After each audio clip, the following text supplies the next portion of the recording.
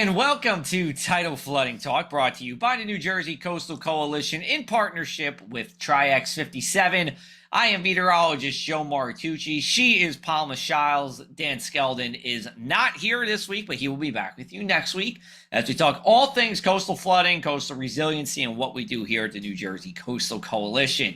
We are going to have as our guest today, Paul Dietrich. He is the city manager for Cape May. And he is also the organizer of the Multi-Jurisdictional Program for Public Information. That means that as part of the New Jersey Coastal Coalition, we help to reduce towns' flood insurance rates for anyone who lives in a floodplain through the National Flood Insurance Program.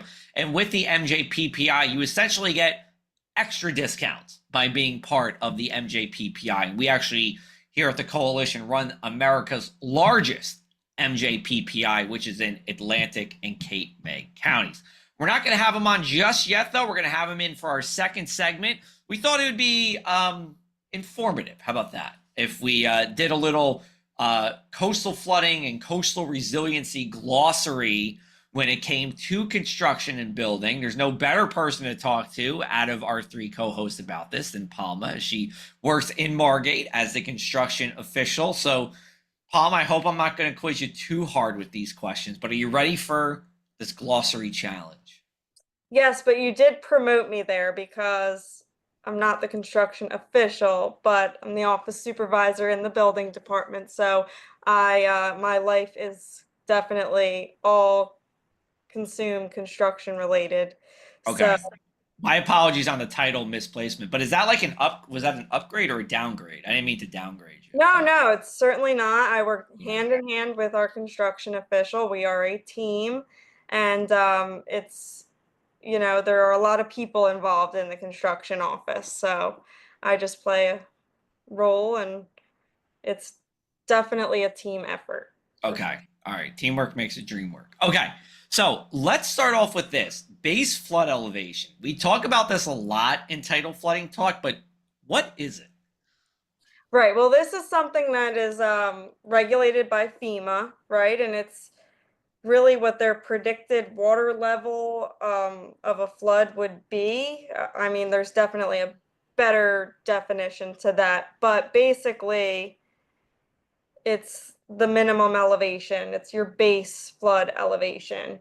And here it is, actually. It's the predicted water level of a flood that has a 1% chance of occurring in any given year, also known as a 100-year flood, which I know that this terminology has confused people, like the way that they describe it, like whether it's 1% chance or 100-year, like people don't seem to believe that that's something that is probable. But really these are based on FEMA's maps that they come up with, and there is a lot of like studies that go into it to perfect that. And ever since Sandy, we've realized what can happen when we have a major flooding event. Yeah. And is that like more of are we talking about Sandy and the 62 nor'easter? Is that 1% or 100-year flood that we're talking about generally? I mean, I think it definitely woke everyone up, Yeah. and now you're seeing homes being, I mean, it wasn't until Sandy hit that I personally have ever witnessed a home being elevated, Yeah. and all of these homes that are being built higher up and out of harm's way when it comes to flood.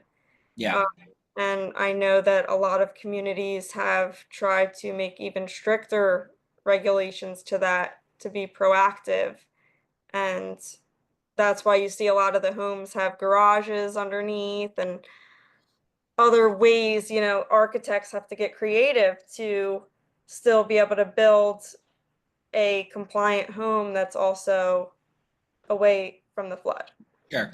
I think, in other words, what we're saying is that base flood elevation is what a realistic worst case scenario would be for your house, in that kind of storm. That's what we would see here. All right. How about next word here? We're gonna go with freeboard. Now, when I think of freeboard, I'm thinking about a boat, but we actually talk about this in the housing world. Right, of course. So that's what I was talking about when I said that communities have made an even stricter base flood elevation, or I think uh, towns will refer to it as a design flood elevation, so that it's not just based off of the FEMA flood maps, but it's also what that specific local municipality says is the required minimum elevation for someone's property. So, for instance, if a town says they have a 3 foot freeboard requirement, that means it's an additional 3 feet above whatever the BFE is. Got So yeah, so it's basically just additional height needed. Right. Okay. And that's something we've seen more of in the specific Jersey Shore municipalities. The NJ Pact or the NJ Real proposal from the New Jersey Department of Environmental Protection would actually raise that floor or that freeboard up to 5 feet, which to our understanding would be more than all of the towns at the Jersey Shore. That's not a definite, that's just a proposal, but that's something that's certainly in play. Okay, so we're building a house, right? And they're coming to you, Palma, and want to know, do we just have to keep to the construction codes? Is there anything more than that? You're saying there is more to that. Oh, certainly. So there are plenty of prior approvals, we call them, before you can get a construction permit. So, for instance, in a coastal community, you certainly have zoning, floodplain development. So that's where, the floodplain administrator of your town would have to review the plans to make sure that you are building to the BFE or the town's DFE. And also there are, depending on where you're located, you may also need CAFRA approval and things like that. And it is the construction official's responsibility to make sure that all of those prior approvals have been met. But of course, a lot of that falls on the technical assistants in the office as well, because they're your front line in the construction office to check the boxes to say, okay, this person has their floodplain development permit, they have a zoning permit, and so forth, and now it could be reviewed for the actual construction codes.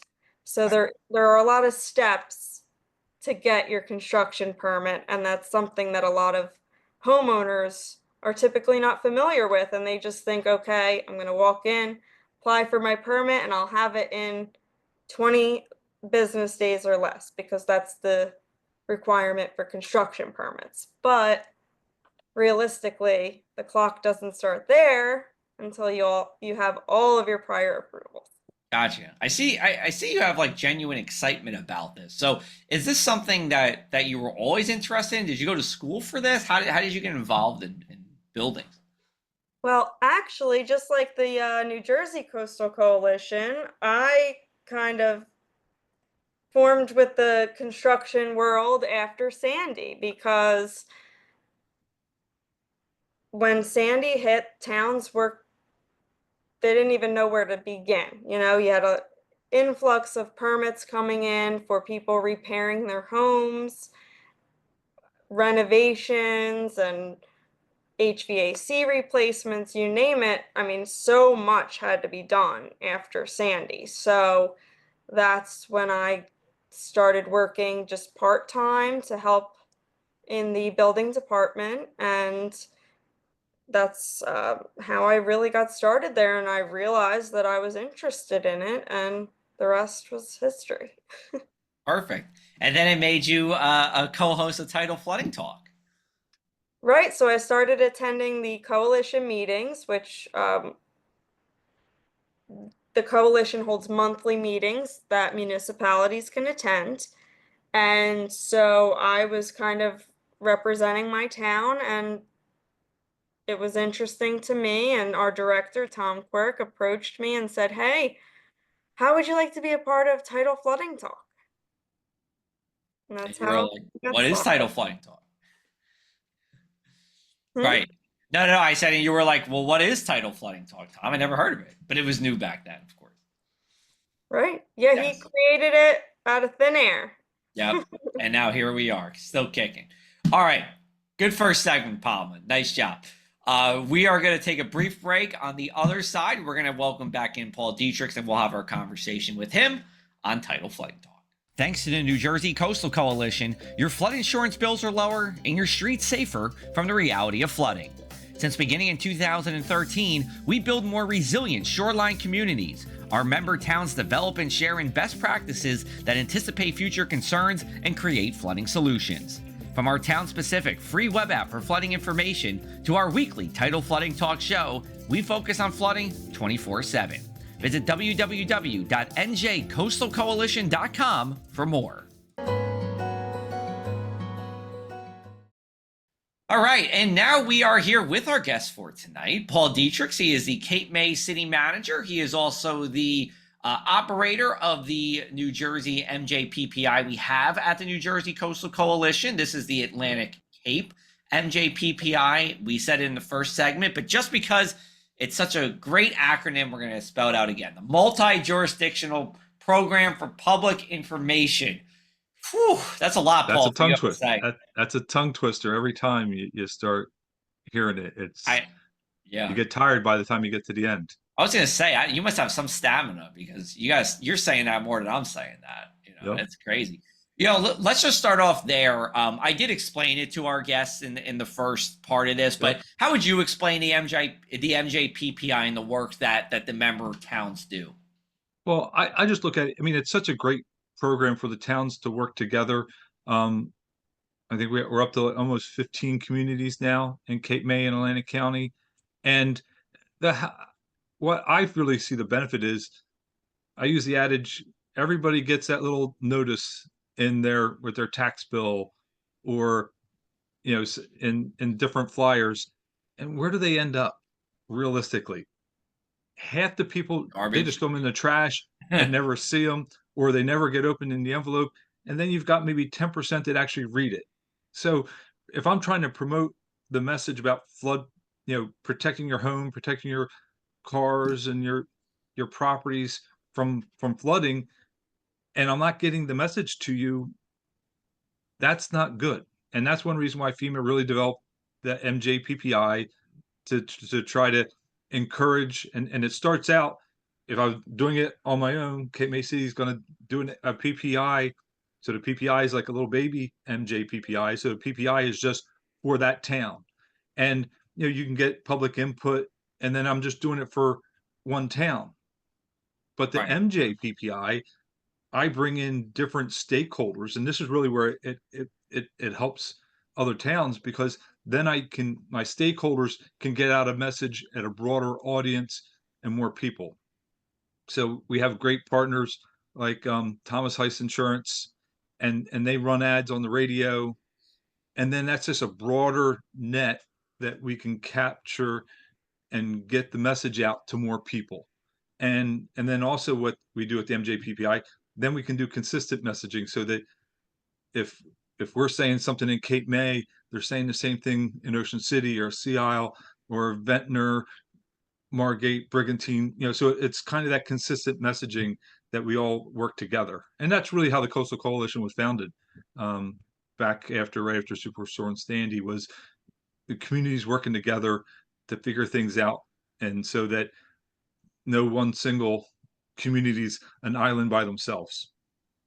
Right. And, unless you are in this business, whether it's flood insurance, surveying, contracting, architecture, you may not be very familiar with all of these flood terminology. And so in the first segment, we kind of went over a few of the glossary terms. Yep. And one of which was base flood elevation. And we know that is used to establish someone's minimum elevation on the lowest floor. But in the definition, it talks about, 100-year storm and 1%. And it kind of throws people off. It's something that I personally don't like referring to it as a 100-year storm. But what's your experience with that? What do you think?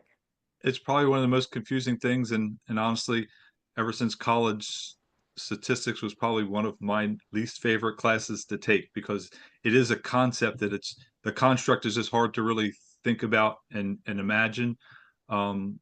So you almost have to think about a 100-year storm, and people think, oh, if I had a 100-year storm this year, I'm good for the next 100 years.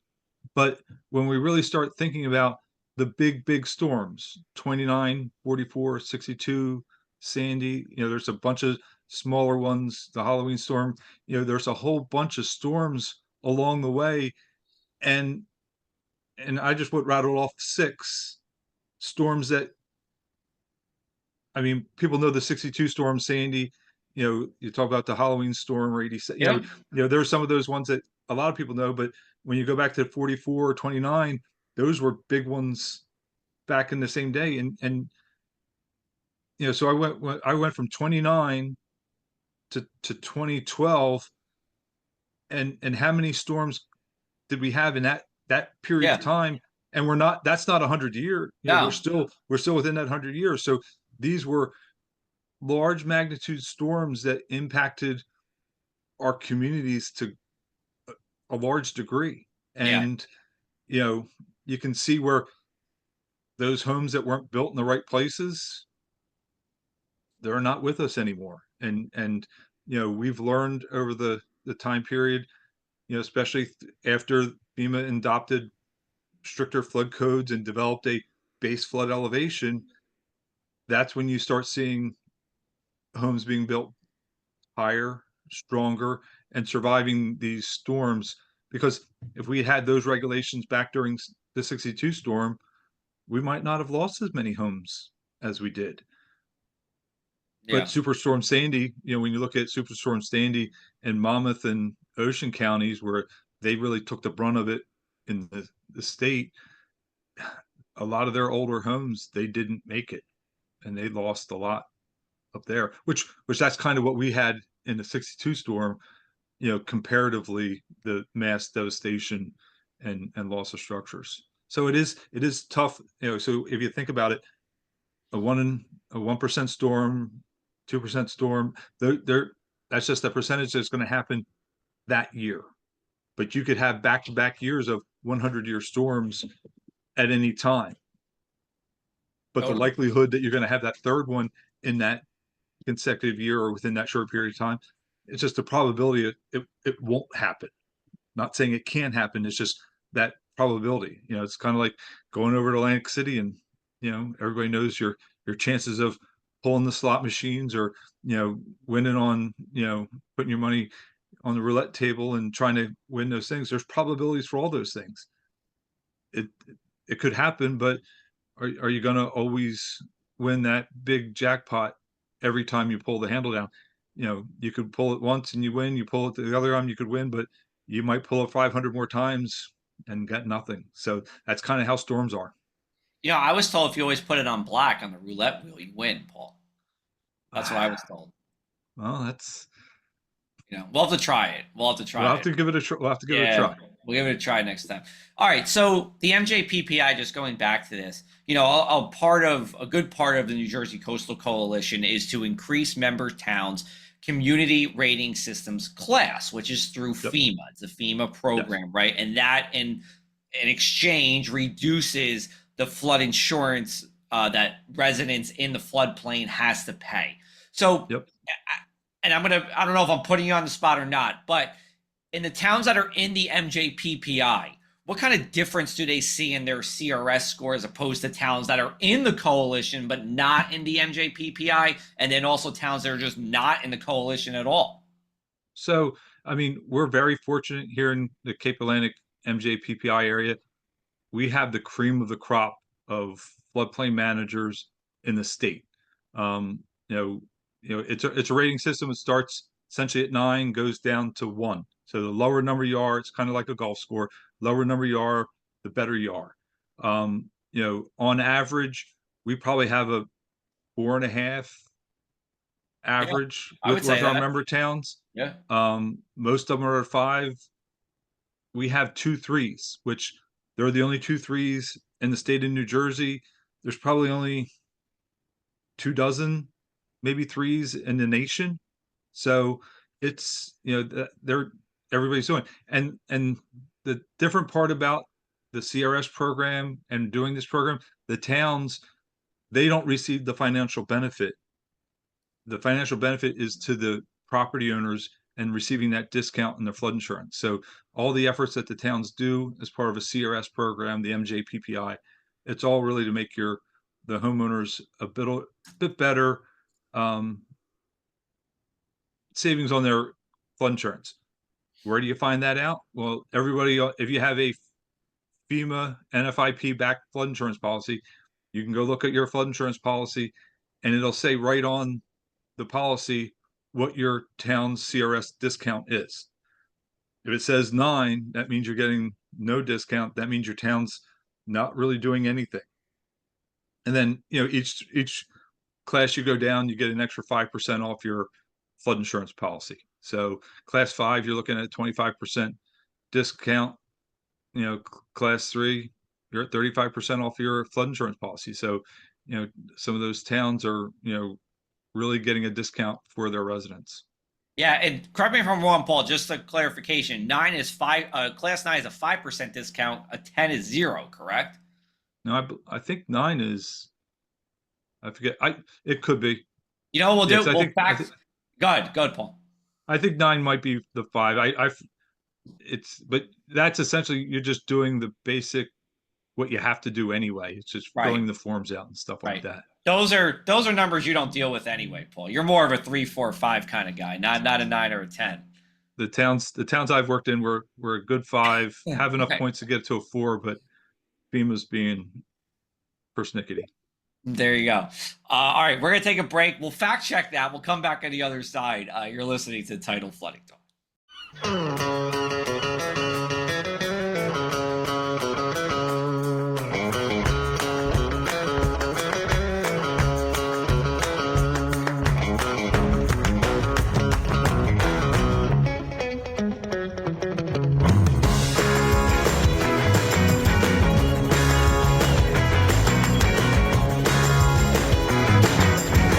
This is what the Down Beach Seafood Fest is all about. It's about community, it's about friends, it's about culture, right? The food culture in Atlantic County is rich.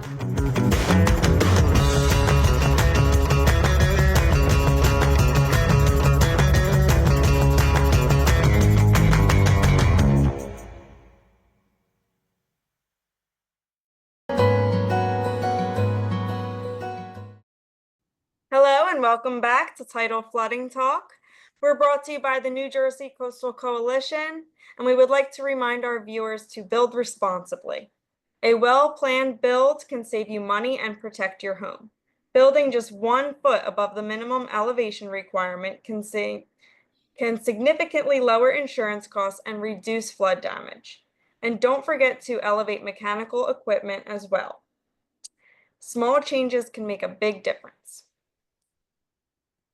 And Paul, to continue our conversation on CRS and the community rating system, I wanted you to kind of expand on what communities and the coalition, the MJPPI, what their efforts are to get to those lower classes, which are the better classes, class 5 and below, because just seeing it firsthand, it is a lot of work. And I think that communities that are participating and the coalition really deserves a pat on the back, because the paperwork that's involved, the applications to FEMA, the elevation certificate review, maintaining the website, and all of this raising awareness, there is a lot that goes into it, and a lot of different departments are involved. It's not just one part of your city that handles this, it's a team effort, really. So if you could add to that. Sure. It all really starts with planning. So, a lot of it is outreach. So that's what a lot of the MJPPI is. that's really focused on the outreach. Just general messages, just like when you came on and you talked about a message about building responsibility. So we have those topics that we try to promote and create that awareness. And then we look at our higher regulatory standards. So that's our building code ordinances and regulations, adding freeboard and requiring different things, talking about substantial improvement, like, hey, if you do more than 50% improvement to your home, that's when, if your house is, if you have an older house and it's below the base flood elevation, that's when we're asking you to raise it to get above the flood elevation. And that's one of the hardest ones to really talk to residents about, is because they're looking at it from the perspective of, I have to spend all this money to raise my house. I'm just trying to remodel my kitchen. Why do I got to raise my house? But if you've ever been involved with somebody that's been affected by a flood, and I mean, it's devastating to pull your memory, to lose memories and your stuff in such a hard fashion. It's similar to, if somebody's lost a house to fire. It's like you lose everything because you can't save it. It gets contaminated, ruined, and it's heartbreaking. So it's hard, you're trying to encourage these people to raise their homes so that they don't ever have to live through that. And when you've lived through it, I actually had personally lived through it myself. When I was in high school, we got flooded out. We lived up on the Tuckahoe River, and I remember waking up and saying, "Mom, there's water in the living room." And she's like, "Go back to bed, wake me up later." And then we waded out waist high deep out of the house, and we came back, and we lost a lot of stuff and memories, and so I don't want anybody to have to go through that. You shouldn't have to, if you just build a little bit higher and get up out of the flood zone. Right, And because then, essentially, FEMA just doesn't want people to invest all of this money below the base flood, right? Because yep, that's the reason why the whole 50% rule exists, is because if you're exceeding that 50% threshold, then wait a second, maybe you shouldn't be putting all of that money into something that's not to the flood standards. exactly. And then, like, I'll say the other third component that we do is it's working with our OEM partners, emergency management, and really doing the planning on, from a town's perspective, on what should we be doing, how do we notify residents when a flood's going to come, how do we prepare for those floods, and notifying them. So it's kind of, those three different components. We spend a lot of time and effort, getting the message out, planning for an event, and then how do we build and regulate to build a little bit higher. Awesome. And just a clarification from our second segment here, class 10 is 0% off, class 9 Yep. is 5% off. Just want to say that. All right, we're going to do a condensed version of the one thing can't stop talking about, coastal flooding or otherwise. Paul, we got to keep it a little short, but the floor is yours. We talked about it before the show, pizza. Yeah. Everybody, everybody's got their favorite spot, and my contention is, down here, there's no bad pizza. It's really, what do you like? Do you like the sweet sauce, the savory sauce? How do you like your mozzarella? How do you like the crust? And really, what kind of pizza are you in the mood for? Do you want the boardwalk New York style? Are you looking for a Sicilian? Are you are you looking for the coal-fired or the wood-fired pizza? That's a specialty, quick little pizza. So we have so many things. It's great, and everybody's got their favorite. And I kind of don't like when, like, you got the Macamanco, Sam. You got these. Every town's got the big, hey, you got to do this one. And I'm like, there's so many. You got to try them all. Well, I don't And know, Paul, you're talking to two people with Italian grandmothers, so nothing can compete with that. But I do agree with you that, they're all different pizzas, and they each, add something. So you can't get bad pizza around here. Well, if you're talking about Italian food, every nona is going to have a little bit of different specialty and make it just a little bit different. That's right. They're all good, but you're always going to have one that's your favorite, And then I look at it, what am I in the mood for?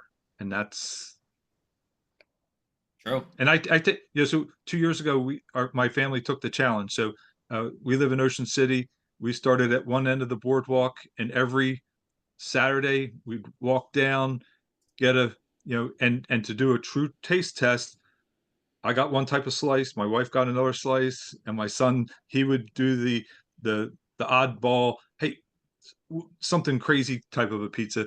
And then we would use that same style, but then we had to, once we started it, you had to do every pizza place that same one, because you're going to compare a plain to a plain. You got to compare a pepperoni to a pepperoni. So, I really challenge everybody, hit your local town, try them all, and then I think you'll find out there's some good pizza around. Listen, if you learned one thing from this episode, make sure to do what Paul said there. Palma, I'm guessing pizza was on your mind after Paul started that. Now it certainly is, and I haven't eaten dinner yet, so. Oh, look at that. I think my stomach's growling now. So the big debate in our house is Domino's pizza? Well, depends on what state you're in. I contend you could even classify Domino's in a certain circumstance and under certain parameters. It can fit the mark. Certain, only certain time. There's got a narrow window. Right. You can any pizza. I mean, I'll go back to my college days, Elio's and Celeste. Yeah. Elio's is good price. Good price for Elio's, for sure. When you're still pizza. Yeah. It's not great pizza. It's not good pizza. I don't know. I'd eat Elio's. If you're a pizza person, you'll eat pizza. I think I'd rather Elio's than Domino's, to be honest with you. Yeah, I would probably agree with that. Pizza Hut lunch buffet though is really good if you did that. I also just want to say, you said Nornas and pizza. I don't know if you guys saw the show The Nornas on Netflix that came out a few weeks. Did you see it, Palma? I saw it come up. I haven't watched it yet, but it looks good.